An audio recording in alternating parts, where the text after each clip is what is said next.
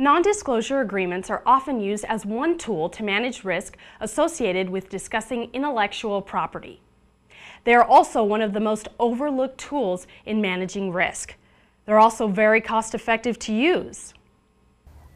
Non-disclosure agreements are very important and they're very cost-effective and powerful tool depending on how they're drafted. Many times we will see at Technology Law Group, entrepreneurs will say, well, I got an NDA off the internet and I've executed it and that ought to be good enough. But what they don't know is that not all NDAs are created alike. I've read hundreds of them, including ones drafted by very good intellectual property attorneys, where the document wasn't sufficient to protect the intellectual property after the partnership was over.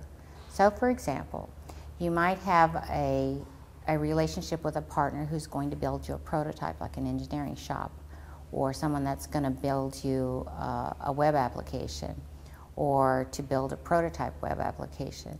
The business relationship is temporary, not meant to be ongoing for years and years and years. So at some point, the business relationship ends.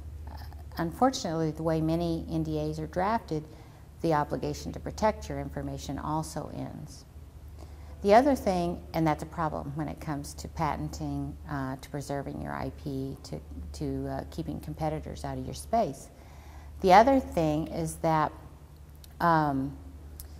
many times people don't understand that the partners that they have that manufacture or distribute also deal in their intellectual property. So if I hire a company to manufacture something in China for me, well, I'm going to disclose my intellectual property to have that manufactured.